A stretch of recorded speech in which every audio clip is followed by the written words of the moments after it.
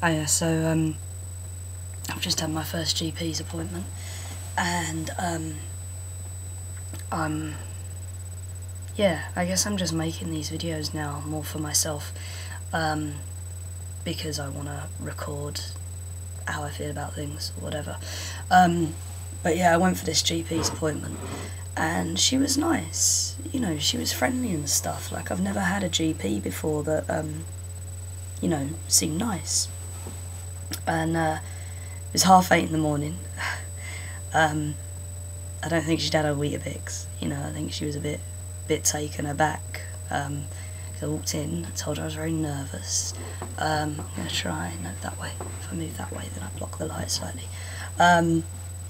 I told her I was very nervous, and I told her that kind of, you know, I'd been seeing a therapist for, you know, almost a year or whatever. But that I knew now that I wanted to, like, medically transition, and that I'd come to talk to her about kind of treatment pathway options and stuff like that. And I'd gone in with the NHS booklets for her. And, you know, she was grateful, because she was like, well, I've never worked with a trans patient before, and I've never come across this in my career, you know. But she seemed okay, you know, a bit taken back and stuff, but she didn't seem judgmental or rude, or, you know, I was very matter-of-fact and she was very matter-of-fact, and, you know, it was okay. But she had to kind of double check which way I wanted to transition, so I'd obviously passed well. You know, she was like, from female to male? You want to be a male? It's like, yeah, I want to be a male. But yeah, kind of gutting really, because I had it all mapped out that I'd go down the GP's, and then she would say, yeah, sure, go get your private consult, and then I'll inject you from the surgery or whatever. But she was much more kind of like, well, I actually don't know anything about this, and I'm not prepared to take over your primary care. And, you know, she just sort of looked a bit freaked out when I sort of said that you could administer it from the surgery, and, you know. And, you know, she certainly, you know, she was certainly sceptical as to whether or not the PCT would fund any of it. And, you know, yeah, I'm seeing her again in 2 weeks, but, you know, she didn't even refer me for my mental health assessment in that session. So even if all she can do for me is going down the traditional route of things, it's still another 2 weeks before she'll even refer me for that, you know, which is just really fucking annoying. And yeah, I don't know, my therapist, Jamie, he sent a letter to her today, which I'll read you actually, it's really cool. It says,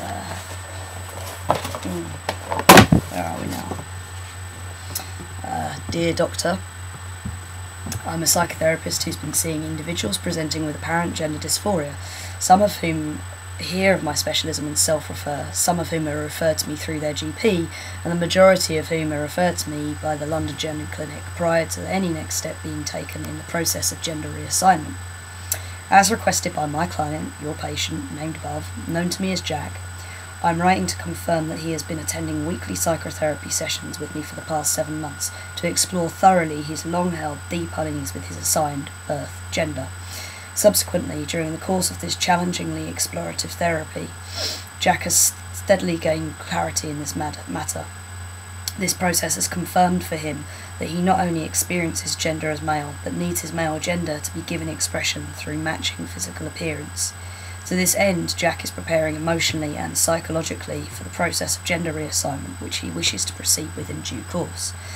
Drawing on my personal and professional experience of gender dysphoria, I regard Jack's experience of his gender identity as male to be authentic. In addition, I consider Jack psychologically stable and mature, self-honest and insightful. I hope my letter may be of assistance to you. My best wishes, my therapist note.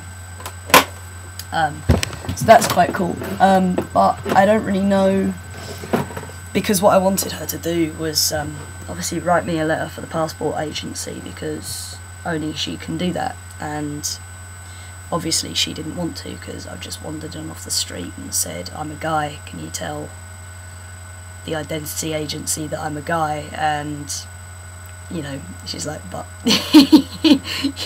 you're not though, are you? You know, so you know, I don't know. So I know I'm just kind of frustrated because yeah, that first GP's appointment, yeah, I really thought would be a step on the ladder, and actually it was just a conversation with a woman who's pretty clueless, kind of freaked out, and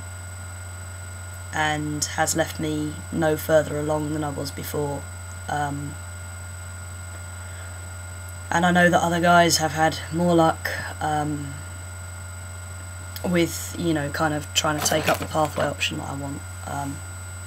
And it just looks like I've got a GP who, whilst they're perfectly nice, isn't willing to help out in that way.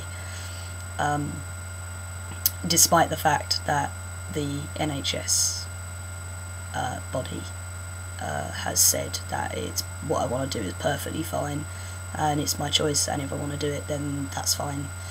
But, you know, she's very reluctant because she's never worked with anybody with gender dysphoria before. So, yeah, just at that stage now of just trying to keep updates for myself. So, hey Jack, bye Jack, I suppose.